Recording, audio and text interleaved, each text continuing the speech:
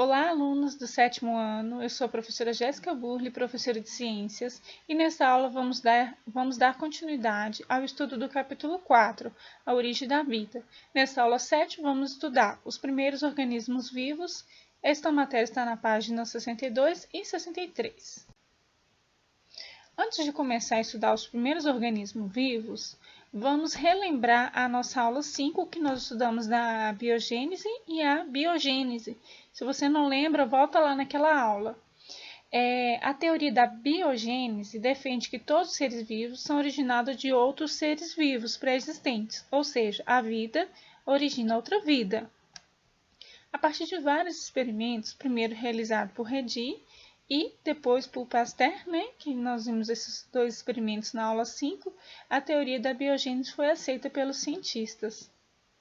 Ou seja, nada daquela ideia louca que eles acreditavam que tinha receita para produzir ratos, menos ainda que lama de um lago poderia dar origem a rãs e cobras. Entanto, apesar de sabermos que um ser vivo surge de outro, a biogênese não explicou o surgimento do primeiro ser vivo.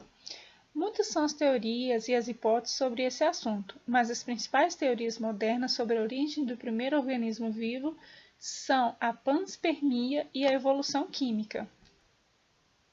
A panspermia defende que o surgimento da vida na Terra teve início a partir de seres vivos ou de substâncias precursoras da vida provenientes de outros locais do universo.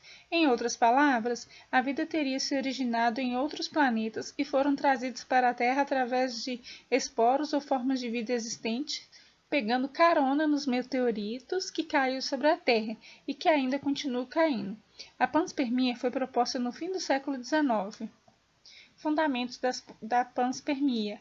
Nos meteoritos que caem sobre a Terra atualmente, já foram encontradas algumas moléculas orgânicas, indicando que a formação dessa molécula é comum no universo, ou seja, a mesma molécula orgânica que veio através de um meteorito aqui na Terra é comum no universo, e levando a crer que realmente há vida em outros planetas e que o espaço interestelar não é um ambiente tão hostil à vida como pensávamos.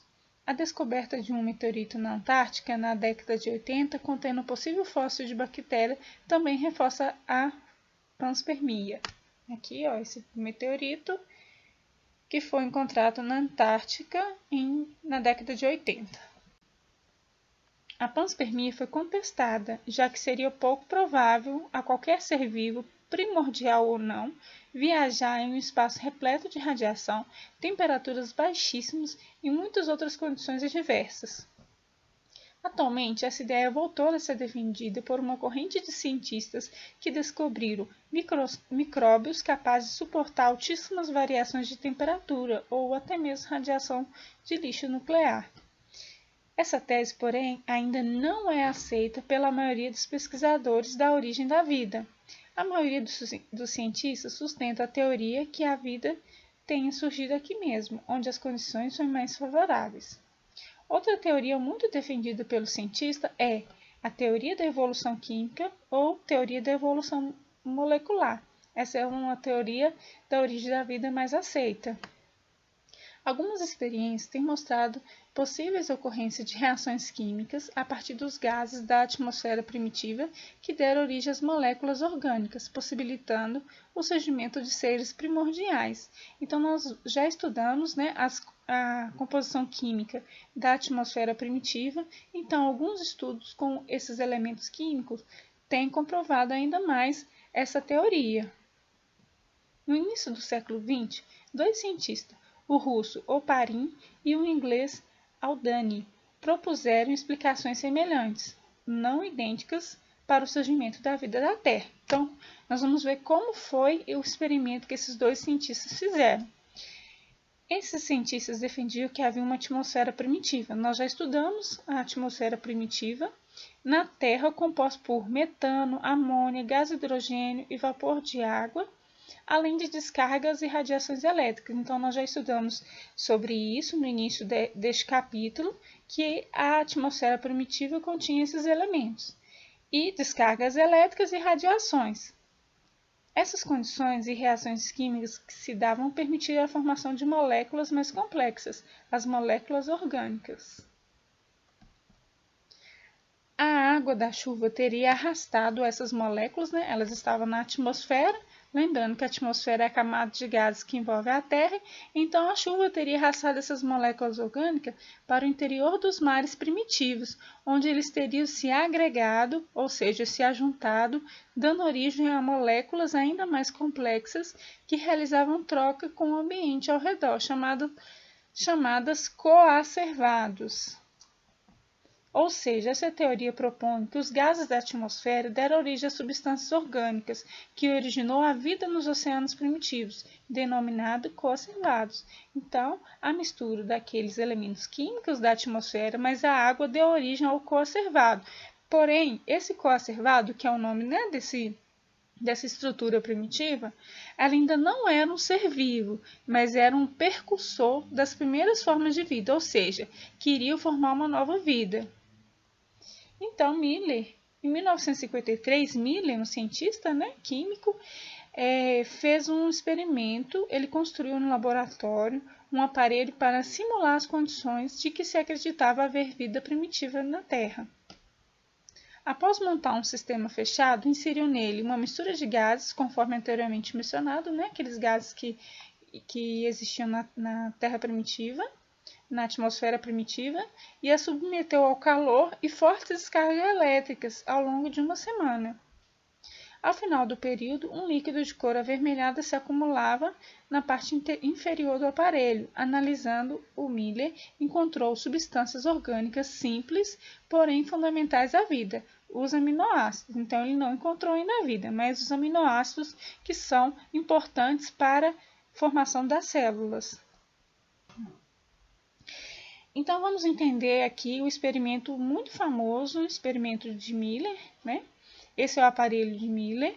A mistura de gases introduzida no sistema simulava a atmosfera primitiva da Terra.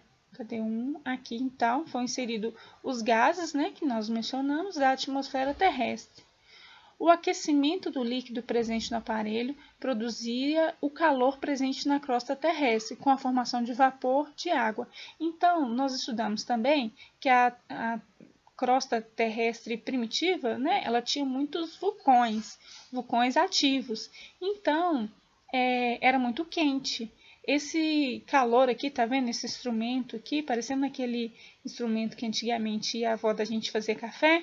Colocava assim, ligava na tomada.